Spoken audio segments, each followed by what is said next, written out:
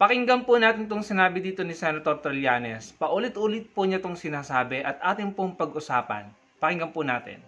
Oo, So, oo. parang review lang ito, no? Para lang doon sa mga kababayan natin na nakalimot na. Yung primary allegation ko ay yung tungkol sa pagkakaroon ni Sara Duterte ng ill-gotten wealth more than 2 billion pesos sa bank accounts niya. Sila ni mag-asawang Manscarpio. Tapos bukod doon ay meron akong nakita na mga dividendo na nakukuha nung Duterte family, lahat sila, no, individually, nakakatanggap ng dividendo mula sa isang drug lord. At ito ay nangyari from 2011 to 2013. So makikita nila doon kasi cheque yung ibinibigay sa kanila na ini-encash nila, manager's check, sa pangalan nila. So individually yan, tatay, si Digong, yung magkakapatid, Sara, Pulong, Baste, pati si Hanilet tsaka Kitty na joint account. Lahat sila tumatanggap, ang total ay mga 40 to 50 million pesos every 6 months. So galing sa isang drug lord. So ito, pag lumabas ito, malalaman, hopefully, no, kung mulat talaga or bukas ang pag-iisip ng kababayan natin, makikita nila na talagang si Duterte ay nagpapanggap lamang na galit sa droga dahil siya mismo ay may kapartner na drug lord na nagbibigay sa kanila ng dividendo. Yan po yung ang nakikita natin na mabigat na ebidensya na hindi nila mapapaliwanag. Bukod pa doon sa kung bakit sila magkakaroon ng mahigit 2 billion pesos na hindi nakadeclare sa SALN. At itong mga ito, itong sila Sara at itong sila Digong, di ba?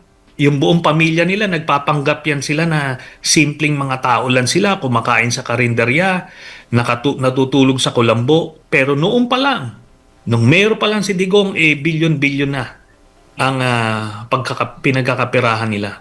Ito lang po yung sa akin mga kababayan. Ilang beses na pong sinabi yan ni Senator Trillanes, daang-daang beses na po yata kung di ako nagkakamali. Sa mga interview niya sa media, sa mga interview niya sa mga vloggers, mga kilalang vloggers, sa mga content niya, ilang beses na niyang sinabi ito paulit-ulit na tumatanggap po ng malalaking halaga ng pera ang mga Duterte. Si Duterte at ang kanyang mga anak, si Hanilet, ng malalaking halaga ng pera mula sa mga D-Lord.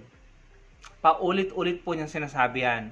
Meron po siyang dokumento at consistent po siya sa mga sinasabi niyang ganyan. Na paulit-ulit niyang sinasabing tumatanggap ng malalaking halaga ng pera ang mga Duterte, ang mga anak ni Duterte, pati si Hanilet, mula sa mga sindikato ng illegal na D, mga kababayan. Paulit-ulit po si Senator Trillanes. Pero ang malaking tanong ko, and I'm sure kayo, ito rin po yung tanong nyo, bakit hindi nila masampahan ng kaso si Senator Trillanes? Bakit hindi nila makompronta ng diretsahan si Senator Trillanes patungkol sa mga akusasyon ni Senator Trillanes na sangkot sa mga sindikato ng illegal na gamot ang pamilyang Duterte, mga kababayan? Bakit hindi nila ito maipakulong or sampahan ng multiple counts of libel? Bakit hindi nila ito malabanan? Ano po sa tingin nyo ang sagot, mga kababayan? Hindi po nagbabago ng statement si Senator Trillanes. At yung statement na yan, hindi lang galing mismo sa kanya. Galing din mismo sa mga dating tauhan ni Duterte. Las Cañas, Asierto, Madriaga, kung hindi ako nagkakamali, pati kay Motobato. Nabanggit din ni Guban at Taguban na involved si Manscarpio at saka si Pulong Duterte sa pag-aangkat ng mga illegal na gamot na nakalagay sa magnetic lifter. Diyan po sa custom. At may nakulong po doon. Consistent po sila lahat at again, take note, hindi lang po si Senator Trillanes ang nagsasabi niyan, pati mga mismong dating tauhan ni Duterte, Madriaga, Las Cañas, Asierto, Matobato, nalimutan ko na yung iba, and then yung Guban at Taguba na nagbanggit ng pangalan ng asawa ni Sara Duterte at ng kapatid niyang si Polong Duterte. Nagtutugma yung kanilang mga statement at paulit-ulit po na sinasabi ni Senator Trillanes, consistent siya. na tumatanggap ng malalaking halaga ng pera ang magkakapatid na Duterte pati si Duterte pati si Hanilet mula sa mga sindikato ng iligal na gamot? Bakit hindi nila masampahan ng kaso si Senator Trillanes? Bakit hindi nila maipakulong? Bagko si Duterte pa ang naipakulong. Hindi po ba kayo nagtataka mga kababayan?